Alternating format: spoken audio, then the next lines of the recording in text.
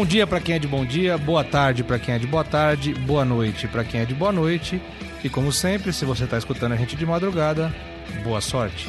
Eu sou Leandro Canônico, editor do Globoesporte.com, e esse é o episódio 8 do podcast GE São Paulo. Seja bem-vindo. Nós estamos numa obra que a gente precisa fazer um prédio aí de 75 andares, 76 andares. Nós fizemos 30, paramos hoje no 30, vamos ver se sábado que vem a gente passa para 33. E tem dias que vai chover, não vamos poder trabalhar direito e aí você tem que administrar. Assim é futebol, a gente tem que ter equilíbrio. É esse o clima do São Paulo na última semana. Em 2 jogos fora de casa, uma vitória importantíssima contra o Atlético e uma derrota para o Vasco, que graças a outros resultados da rodada, não alteram muito a vida do São Paulo, que continua na 4ª colocação com 30 pontos, agora a 3 pontos do líder Flamengo e também a 3 pontos do vice-líder Santos. Além desses 2 jogos, o podcast desta semana vai debater o título do time feminino no Campeonato Brasileiro A2, a sequência do São Paulo no Brasileirão e os seguidos problemas médicos do elenco tricolor. E para começar a nossa discussão, fazendo um carinho no torcedor são paulino, que está triste com a derrota para o Vasco, vamos trazer aqui um convidado surpresa, que já não é mais surpresa aqui para ninguém, porque ele está sempre por aqui, o nosso Muricy Ramalho, comentarista do Grupo Globo e multicampeão com o São Paulo. Atenção, internautas, ele é multicampeão com o São Paulo. Mandou um áudio pra gente comentando a semana do Tricolor, a vitória sobre o Atlético e a derrota pro Vasco. Vamos ouvir o Muricy. Pessoal, passando aqui, Muricy Ramalho, passando aqui para falar um pouco de São Paulo durante a semana, o que foi São Paulo durante essa semana. Teve uma vitória excelente, né, fora de casa contra o Atlético, que não é fácil ganhar lá em Curitiba. Fez um grande jogo, um jogo realmente não espetacular, mas um jogo consistente, um jogo de muita marcação, né, e a gente percebe já que o Cuca está com o time na mão, né. E ontem contra o Vasco, perdeu, mas as pessoas têm que entender que isso às vezes acontece, né, é difícil você estar vitórias seguidas como estava o São Paulo, 5 vitórias, as equipes se preparam mais, já sabem mais ou menos como o São Paulo joga, né? E o Vasco estava precisando de qualquer jeito essa vitória, era uma decisão. O São Paulo tem que estar tranquilo, claro que se preparar muito bem agora para a próxima partida, que é contra o Grêmio, outra pedreira, né? E Campeonato Brasileiro assim, é uma atrás da outra, mas não deve chamar assim muita atenção para a parte negativa, não. Foi um jogo do Campeonato Brasileiro que é difícil e tem que se preparar agora para o próximo e seguir nessa regularidade que é importante para pelo menos classificar para a Libertadores, que eu acho que essa que é a meta, porque pensando assim você pode conseguir o título, tá bom? Um abraço a todos aí. O Marcelo Razan tá de férias na Itália, curtindo uma macarronada. Chinelinho, hein? Chinelinho, macarronada, mussarela de búfalo, que beleza, tem vinho, burrata. E nós estamos aqui trabalhando, brincadeira, né? Tá aí o Muricy Ramalho, obrigado Muricy, e ainda bem, Muricy, que você avisou que era você no começo do áudio, senão todo mundo aqui na redação do Globo Esporte ia achar que era o Tociro Neto, que te imita muito bem. Um abraço, Tociro. Hoje na minha companhia aqui, Leon, como sempre, na edição e produção do nosso podcast GE São Paulo. Do meu lado direito, Eduardo Rodrigues, setorista do São Paulo no Globoesporte.com. E do meu lado esquerdo, ele, que fez muita falta, que passou um tempo na Europa agora viajando, na tranquilidade, gastando seus euros e os euros da família. Marcelo Razan está de volta. Muito bem-vindo. Tomou uma cornetada do Muricy. Edu também, sempre tomando cornetada de todo mundo, porque merece. Um abraço a todos e vamos debater essa semana do São Paulo. Você que está nos ouvindo aí, infelizmente você não vai poder ver o papel que está na frente de Marcelo Razan nesse momento, com recadinhos do coração pelo retorno dele. Então, seja bem-vindo de volta e sentimos sua falta, cara. Que bonito, cara. Estou me sentindo muito amado nessa redação do Globoesporte.com. Muito obrigado, Leandroca, Edu, Leozinho, Prego, que todo mundo fala prego na Itália, agora eu fiquei acostumado a falar isso. E gostei da cornetada do Muricy, comi mesmo mussarela de búfalo, burrata, tá tudo certo, tá? Obrigado, professor Muricy. Sentimos sua falta. Muito bom. São Paulo ganhou do Atlético Paranaense na quarta-feira. Um jogo muito difícil, muito complicado, né? Como o Cuca disse, o time foi muito cascudo, ele gostou da entrega do time. O São Paulo costuma se dar mal lá na Arena da Baixada, né? Nos últimos 2 anos ganhou ano passado com o gol do Nenê e ganhou agora com o gol do Vitor Bueno. Um resultado muito bom que levou o São Paulo ao G4, a ficar 2 pontos do líder Santos, né, no meio da semana passada, né, com o complemento do jogo atrasado da 13ª rodada. E no fim de semana o São Paulo até teria a chance de estar entre os líderes, né, se tivesse vencido o Vasco, porque o Santos empatou com o Fortaleza, mas perdeu o jogo, né, não jogou bem, teve o Raniel expulso, ao meu ver, de forma injusta, de forma exagerada, mas também debater a arbitragem aqui é algo que vai tomar muito tempo, a gente teria que voltar também no São Paulo e Ceará, que teve um pênalti do Thiago Volpi que também poderiam ter dado. Enfim, o VAR tem dessas coisas, né? Não tem jeito. O VAR é para minimizar erros, né? Não dá para acabar com os erros. Mas claramente, para mim, a expulsão do Raniel não foi justa, foi, de certa forma, exagerada. E, ao meu ver, fazendo um balanço dessa semana do São Paulo, eu acho que o São Paulo ainda está no lucro. Né? Perdeu ontem, não jogou bem, não apresentou um bom futebol, teve dificuldade. O Cuca foi muito feliz ao dizer que acha que até mesmo com 11 o São Paulo perderia o jogo, e eu concordo com ele. Mas o São Paulo realmente se tornou um time mais cascudo, um time mais competitivo, e eu acho que tem tudo para brigar com os líderes. A rodada ajudou, são só 3 pontos para Flamengo e para Santos, né? Tá empatado com o Palmeiras, perde nos critérios de desempate, o Palmeiras tem um jogo a menos, perde nos critérios de empate, mas ainda está muito bem colocado. Edu, Razan, quais são as impressões de vocês, do que vocês viram no fim de semana? Muito obrigado, eu estou muito feliz em vê-los. Muito obrigado, Lelê. Só se você me permite falar um pouquinho do jogo. Permito. Não? Então eu paro aqui e a gente vai embora. Se você me permite, eu queria falar um pouco do jogo contra o Atlético, porque a gente não falou dele em nenhum podcast. Mas mas nós estamos para falar. Porque você tinha falado só final de semana, mas eu vou voltar só um pouquinho. Eu falei da semana do São Paulo. Boa, obrigado. Então, não sabia que o clima estava bélico. O clima bélico. Botei no meio de um tiroteio aqui. Falar um pouco sobre o jogo contra o Atlético. Foi um jogo, como você bem disse, é muito difícil jogar na Arena da Baixada, e ali eu percebi uma coisa, que o Cuca ele tem hoje o time na mão. Ele sabe exatamente as peças que ele pode utilizar.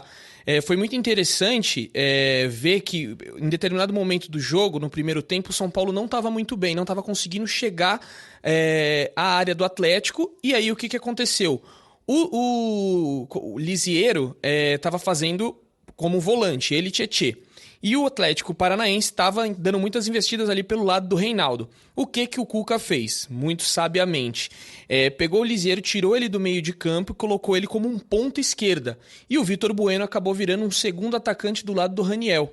E essa mudança foi drástica para o jogo, mudou completamente o panorama. O Atlético teve que se mudar ali, o Rony inverteu de lado, enfim. Ali foi a sacada que eu percebi que hoje o Cuca sabe realmente os jogadores que ele tem na mão. E aí o gol sai exatamente do Igor Vinícius, fez uma bela jogada, tocou pro Vitor Bueno, o Vitor Bueno achou o Lisiero, e o Lisiero toca pro Vitor Bueno fazer o gol. Foi um jogo muito complicado, poucas pessoas acreditavam que o São Paulo pudesse surpreender ali na Arena da Baixada. Um empate para o São Paulo já estaria de bom tamanho, não seria nada absurdo. E poderia sair porque tiveram muitas chances do Atlético Paranaense, e o resultado lá foi espetacular para o quesito tabela. Foi uma vitória muito importante. Razan, tem alguma observação depois dessa explanação aí do nosso deputado?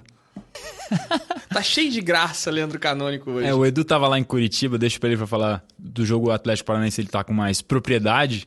Sobre o jogo de domingo que a gente trabalhou, na minha volta agora, concordo com a sua opinião de que o São Paulo jogou mal, não foi bem mesmo. Mesmo quando tava 11 contra 11, o primeiro chute do São Paulo saiu aos 44 minutos do primeiro tempo, num contra-ataque, uma combinação entre o Antony e o Dani Alves, bom passe, o Everton chuta, o Fernando Miguel faz boa defesa. Não tinha chutado a gol até então e já tava com um a menos, que o Raniel foi expulso aos 35. Então, sim, o São Paulo jogou mal, mesmo quando estava 11 contra 11. Claro que quando você tem um jogador a menos fora de casa, aí a possibilidade de reagir, ainda não estava perdendo, mas a possibilidade de você conseguir vencer o jogo diminui bastante, aí acabou perdendo. Mas eu acho que o Cuca foi muito feliz na lucidez que ele mostrou depois do jogo, na análise que ele fez do resultado, dando mérito para o Vasco na derrota, e acho que foi justa mesmo a vitória do Vasco, e analisando o campeonato. Duas coisas distintas. O resultado fora de casa, perder para o Vasco com um a menos, totalmente natural. Normal. O campeonato, na rodada, como você abriu no podcast, a rodada favoreceu o São Paulo. Mesmo que o Palmeiras acabe vencendo esse jogo atrasado, a distância para o líder, que era de 2 para o Santos, aumentou para 3. A diferença é que agora tem mais gente junto ali no pelotão na briga. Então, o campeonato do São Paulo, a construção do prédio que o Cuca falou, né? Estão em obra para construir um prédio de 75... Foi bacana essa declaração. Eu gostei também. 75... É bem didática, assim, bem lúdica, né? E pela primeira vez ele coloca de forma oficial a meta que ele tem, né? Que pontos, foi 76. Ele falou 75, 76 andares, que é um número talvez mais seguro, assim, e que o São Paulo já construiu 30 e está praticamente na metade. Quer ver agora se contra o Grêmio sábado no Morumbi, às 11 da manhã, consegue avançar mais 3 pontos. Então acho que é isso, tem que ter lucidez e equilíbrio, porque ele até fez uma analogia, vai ter dia na obra que vai chover, não vai conseguir trabalhar direito, você tem que saber administrar futebol. Isso também não é porque perdeu uma vez que tá tudo errado, e é bom lembrar para quem tem memória curta, o São Paulo vinha de 5 vitórias seguidas, isso não acontecia há muito tempo. Até o Muricy no áudio que mandou pra gente falou, não é motivo para desespero nenhum, né? O São Paulo não tem o campeonato, e ele entende de campeonato brasileiro, né? Só ganhou 4, né? 3 no São Paulo, mais 1 no Fluminense. 1 no Fluminense, Nos pontos corridos. E não foi só o jogo contra o Vasco que o São Paulo jogou mal. É bom ressaltar isso pro torcedor, assim, não se vislumbrar que não tá um futebol vistoso, não tá um futebol bonito, futebol de resultado. Contra o Ceará já foi um jogo muito complicado, o Morumbi lotado, muita festa, só que dentro de campo o Daniel Alves salvou ali o São Paulo e poderia sair com empate se o juiz desse o pênalti do Volpi. Contra o Atlético Paranaense também não teve um jogo espetacular, foi um jogo muito pragmático. Mas foi um jogo muito seguro do São Paulo. Foi seguro naquelas, porque o Marco Ruben podia muito bem ter empatado o jogo e o Pedro Henrique também tiveram várias oportunidades do Atlético. Sim, mas defender faz parte do jogo de futebol. São Paulo se defendeu bem, ué. Sim, se defendeu dentro das características do time, mas não jogou bem. E contra o Vasco também não foi um jogo... Sim, mas quantas vezes o São Paulo não jogou bem nos últimos tempos e não teve uma atuação insegura e não vencia? Eu entendo o seu ponto. Se defender fora de casa também faz parte. E o São Paulo se defendeu muito bem. O São Paulo foi campeão do mundo em 2005 se defendendo, pô. Eu acho que alguns jogadores ainda não estão conseguindo desempenhar o melhor futebol. Você vê o Antony, quanto tempo que ele não faz um jogo bom? Acho que o São Paulo tem alguns jogadores ainda que precisam se encaixar ali. A zaga tá muito bem, apesar dos 2 gols sofridos contra o Vasco. Os laterais cresceram demais. O Anderson Martins foi mal ontem. Foi muito mal. Bem contra o Ceará, foi muito bem contra o Atlético Paranaense, mas ontem ele foi muito mal. Foi mal. Deu uma solada lá que foi até mais, vamos dizer assim, perigosa do que a do Raniel. Podia ter quebrado o pé do adversário. E os laterais, só para falar dos jogadores que cresceram, a lateral do São Paulo hoje está bem servida. O Reinaldo, a gente vai falar até mais do Reinaldo mais pra frente, cresceu muito no São Paulo, o Igor Vinícius jogando muito, Juan Fran também deixou a desejar contra o Vasco. Ontem eu não gostei do Juan Fran, não. Não foi bem. O Thales deu trabalho, né? O Thales deu 17 anos, menino bom, e o Juan Fran sofreu ali. Teve que correr. O Anderson Martins teve trabalho também, o Marrone girou em cima da marcação dele uma bola no primeiro tempo, chuta muito perigoso, a bola sai. Nos 2 gols, no primeiro gol ele não consegue chegar, no segundo ele é atraído pela marcação na primeira trave, e aí o Felipe Bastos aparece num clarão dentro da grande área do São Paulo, ninguém, ele aparece totalmente livre, tem 4 ou 3 jogadores em volta só olhando. De fato não foi uma boa partida do Anderson Martins, e como eu não vim acompanhando as notícias, mas me surpreendeu até de certa forma ver o Bruno Alves fora do time. Tava sem internet na Itália? Tava com, mas a gente preferiu dar uma Tem que desligada. Férias, aquele né? modo avião, né? Prego. Prego. Mas o Bruno Alves era um cara, assim, unanimidade. Até o Edu pode até falar por que o Bruno Alves perdeu a vaga. Eu confesso que pra mim foi uma surpresa. O Anderson Martins, nos 2 jogos que ele fez, ele jogou contra Ceará e contra o Atlético Paranaense. No primeiro ele substituiu o Arboleda suspenso, depois o Bruno Alves suspenso. Exato, e nesses 2 jogos ele foi muito bem. E a comissão técnica analisou que o Anderson Martins poderia ser importante por jogar em São Januário. Contra o Atlético Paranaense, o até William foi Farias... pela torcida. Exato, o William Farias entrou no jogo contra o Atlético Paranaense e muita gente questionou. O Cuca falou até na coletiva, por que você colocou o William Farias? Ele falou porque ele jogou no Curitiba e conhece muito bem a arena. Foi a explicação do Cuca. Vocês acham que isso faz a diferença mesmo? Depende. Eu acho que no caso da Arena, especificamente por ser um gramado sintético e que é diferente dos outros estádios, talvez possa fazer, verdade. Porque é difícil realmente jogar. Os times daqui jogam uma vez por ano lá e você não vai lembrar como é que foi a última partida. O William Farias estava mais, talvez nesse caso específico, acho que pode ajudar. E aí pode ser isso... e também ele viu que o Anderson Martins estava numa crescente, porque realmente quem assistiu aos jogos, a gente fez até uma uma enquete, eu coloquei lá, num jogo aí, eu coloquei qual a torcida preferia. Valse ou Bruno Alves, ou Bruno Alves e Anderson Martins, porque o Arboleda não ia jogar. E o Valse ganhou com 70%. Eu acho que teve mais de 1.000 votos lá. Só que aí depois as coisas mudaram. Nossa, você tá popular, Foi então. nas suas redes sociais? Foi nas minhas redes sociais, cara. Alguma coisa contra ou não? Um sucesso, nada. só. Não, só pra saber, Só estamos impressionados com o sucesso das suas redes. Impressionante. Cara, hoje esse podcast Tem mais gente aqui... na sua rede social ou no show do Sandy Júnior? Enfim, o Anderson Martins, depois desses 2 jogos, cresceu muito. Até a galera começou a apostar, pô, Anderson Martins jogando muito, mas decepcionou um pouquinho, realmente. Creio, não é nenhum tipo de informação aqui, eu acho que o Bruno Alves deve voltar no próximo jogo. Achismo, vamos ver durante a semana aí que tem muita coisa pra rolar. Se você 0% informação, 100% certeza. É basicamente Se isso. você ouviu o podcast depois do jogo, você já está sabendo se o Edu errou ou acertou. Me cornete. Dando sequência aqui, o São Paulo tem agora um jogo difícil, né? É um jogo difícil.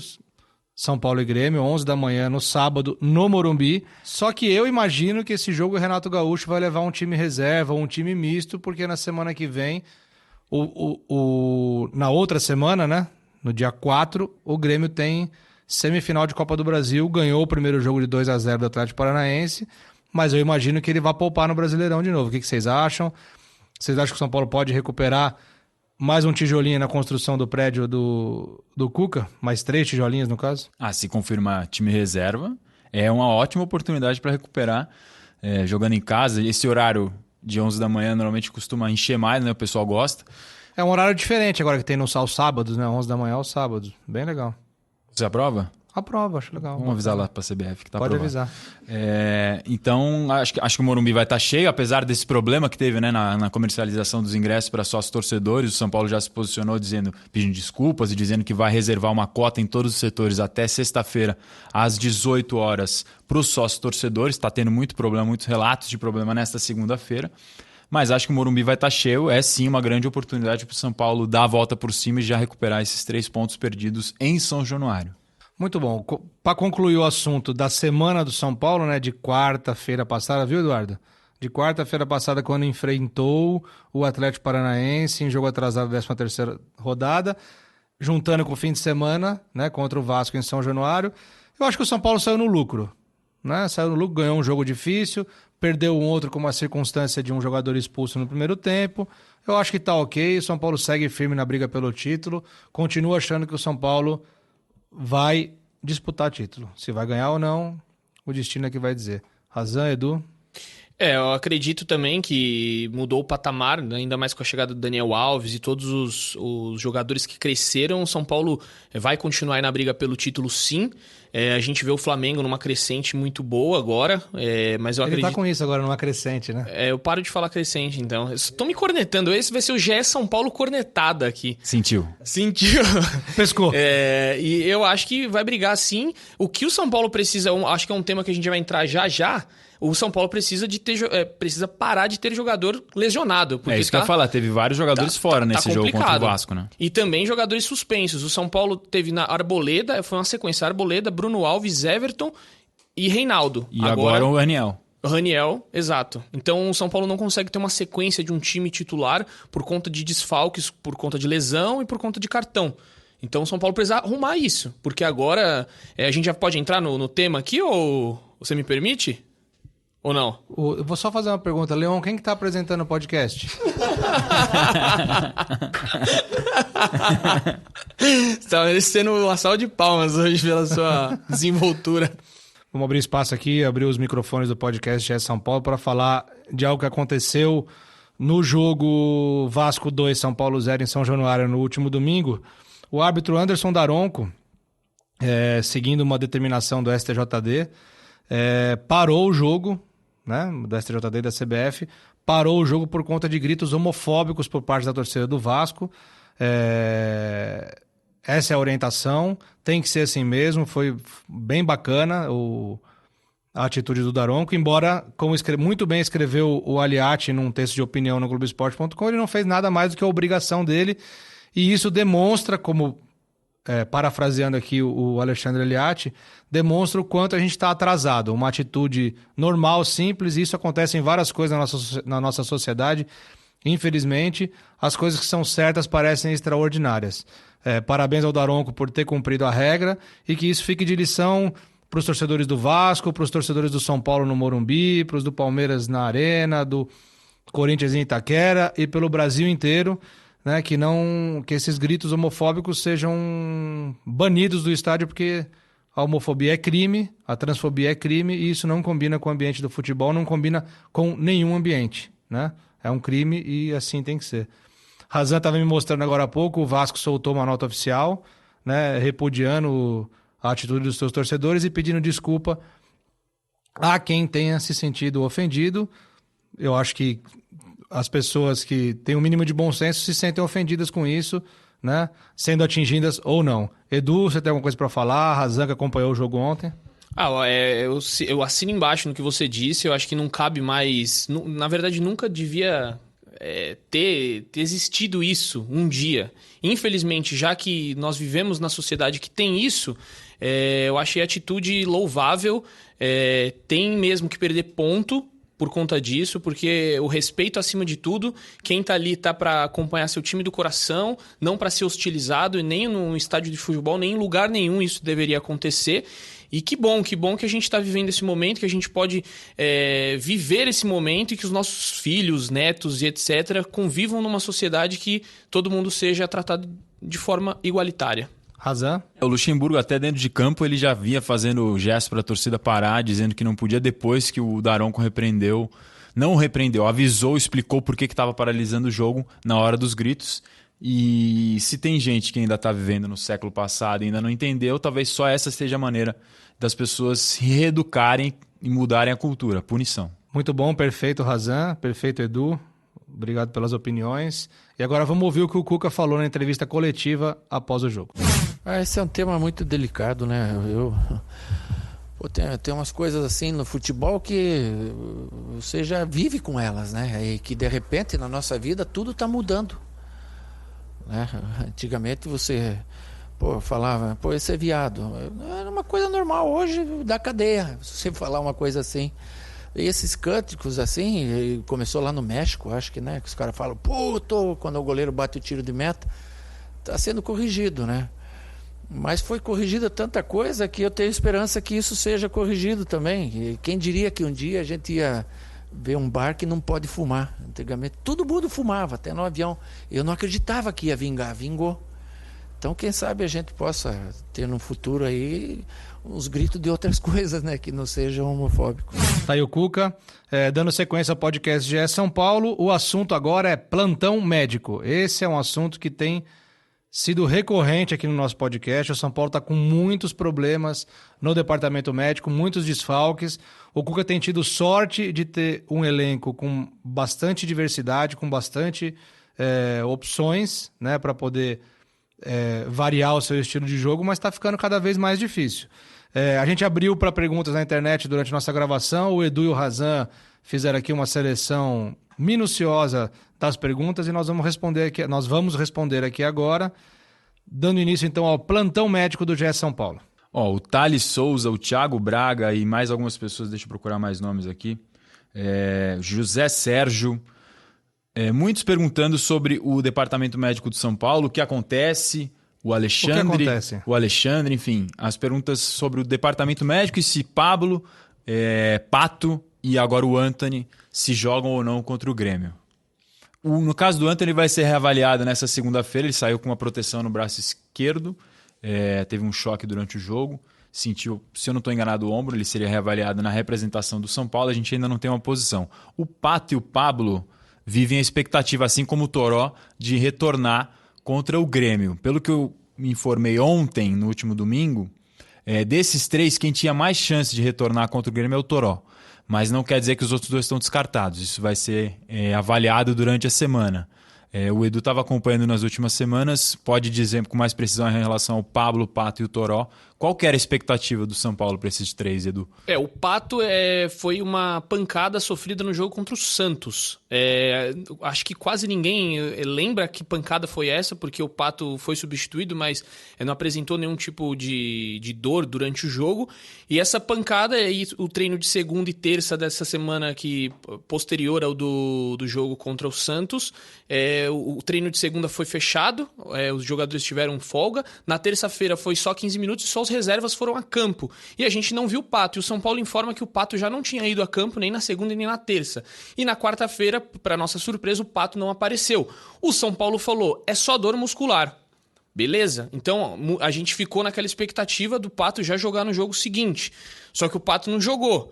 E aí foi passando a semana, o Pato não treinou de novo, não jogou contra o Atlético, e aí surgiu a história que o Pato, na verdade, ocasionou um edema na região perto do nervo ciático, decorrente dessa pancada. Então o São Paulo ele começou com uma coisa pequena e a coisa já aumentou, igual o Pablo. Acho que você vai lembrar bem, o Pablo... Que era panturrilha e acabou virando uma cirurgia. Para retirada de um cisto na coluna lombar. Exato, e o departamento médico do São Paulo tá isso. Muitas vezes a gente acha que é uma coisa simples, acha que vai voltar logo e não vai. O Pato foi um caso desse, até... Lembrando também que o Hernanes está machucado, né? O Hernanes também, esquecer. Só que o Hernanes é coisa de 60 dias. O Hernanes é o mais distante aí para retornar. Então é isso, o Pato fica essa incógnita. Ele fez piscina durante a semana passada inteira, do lado do Pablo, e não tem uma data. Uma pena para o São Paulo e para o próprio Pato, depois da atuação que ele teve contra o Santos na vitória por 3-2, fez 2 gols. É uma pena para ele e para o São Paulo ter se machucado nesse momento. Totalmente, assim como o Pablo. O Pablo já começou a correr no gramado, já está fazendo uma espécie de transição. Creio que essa semana ele já faz essa transição e pode voltar contra o Grêmio. Não vejo nenhum empecilho, até porque ele já fez aquele treino com bola, treino com fisioterapia. E no outro caso, o Toró. O Toró foi um pequeno estiramento na coxa esquerda. Foi num treino também uma das quartas-feiras pós-jogo contra o Santos. Ele sentiu a coxa, saiu e diz o São Paulo que é um pequeno estiramento. Então acho que também pode voltar, mas não correu em campo ainda, não iniciou a fase de transição. Acho que tudo dessa semana a gente vai conseguir aí. A gente vai estar acompanhando nas nossas coberturas no Globoesporte.com. Só para fazer um apanhado geral de quem está no DM então. Hernanes, lesão muscular. Pablo com lesão no tornozelo, o Rojas, que teve novamente um problema no fazer uma outra cirurgia no joelho, né? O Pato com essa pancada na coxa que o Edu já explicou que virou um edema, e o Toró com esse pequeno estiramento. Esses foram os desfalques contra o Vasco, acrescentando agora o Raniel, que também está suspenso contra o Grêmio, mas o Reinaldo volta, cumpriu suspensão. E o Antony, que também pode entrar aí nesse O Antony, nesse dúvida, grupo. A gente vai ver ao longo da semana essa reavaliação, então, se vai ser alguma coisa séria. Possibilidade de 7 desfalques. Muita coisa. Né? Hernanes, Pablo, o Rojas de 6, vai. O Rojas não tá contando mais, né? Porque ele já tá fora há muito tempo. Então, Hernanes, Pablo, Pato, Toró... E Raniel e Antony, né? Se quiser incluir um a mais, porque faz parte do elenco, tem o Lucas Perry, que fez uma artroscopia no joelho. Mas só para registrar, tem muita gente realmente perguntando sobre o DM, o Marcel Costa, várias pessoas perguntando do Pato, do Pablo, do Antony, se joga, o @IKnowA100, não sei como é que se pronuncia isso aqui, o @Charlie de Morgan perguntando sobre o DM, preparação física. Lembrando que o Carlinhos Neves saiu do São Paulo durante esse ano, né? Pediu demissão antes da parada para a Copa América. Enfim, muitos torcedores do São Paulo questionando ou a demora para os jogadores voltarem e também o número, a quantidade de lesões no ano. A gente já fez uma reportagem nesse ano mostrando que o São Paulo, em dado momento da temporada, liderava o número de problemas por desfalques médicos na Série A. Isso é preocupante porque o São Paulo conseguiu montar um elenco competitivo, né? Um elenco volto a repetir, como diria Muricy, um elenco com muitas opções para o Cuca trabalhar vários estilos de jogo, mas se o departamento médico tiver cheio, complica mais pro Cuca. Eu acho que só uma coisa aqui, só para finalizar esse assunto, eu acho que o São Paulo tinha que ser um pouco mais transparente nesse caso de DM. Eu sinto que o São Paulo tem muito receio de informar, até os próprios jornalistas, e o torcedor pede o que está acontecendo. Então fica aí só o meu registro de ser um pouco mais transparente em tempo de retorno, o que realmente aconteceu. Pô, o Pato era uma dor muscular, já virou um edema, o cara já tá 3 jogos. É muita coisa 3 jogos para uma dor muscular. E o São Paulo nunca informava o que estava acontecendo. Então fica só o meu registro aí. O Guilherme Fogaroli falou exatamente isso que o Edu está falando. O que acontece com o DM do São Paulo que demora tanto para recuperar atleta? Acham correto não divulgar prazos de retorno como outras equipes fazem? O Edu acabou de falar já a opinião dele, respondendo também para o Guilherme. Muito bom, e como diria Rogerinho do Engado, choque de cultura show. Sou fã. Tá certa a indignação. Eu fico aqui e falo que vocês não têm noção do que é isso aqui. A gente está gravando, estamos com o nosso roteiro, cada roteiro tem uma mensagenzinha para cada um de motivação, um trabalho aqui em parceria com o RH, né? Uma motivação, um coraçãozinho, um negócio assim. Mas o Leon dá cada olhada, meu, e ele fica assim, 20, 30, 31, 31,5. É a tesourinha, né? Nossa senhora, cara, e eu fico com medo, cara. Complicado. Né? Complicado trabalhar sob pressão. Você tá vendo um pouquinho do que é o futebol, cara. Mas vamos lá, agora que tem notícia boa do futebol feminino. O São Paulo no fim de semana foi campeão brasileiro A2. Sobe o hino! Então, sobe o hino.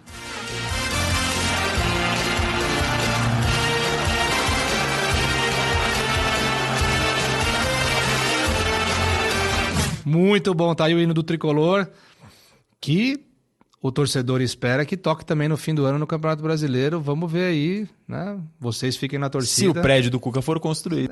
Vai gritar é campeão. Então, voltando ao futebol feminino do São Paulo, num trabalho muito bom do técnico Lucas Pitinato, foi campeão no fim de semana, ganhou do Cruzeiro de 4-0 o primeiro jogo no Pacaembu e empatou ontem em Belo Horizonte 1-1.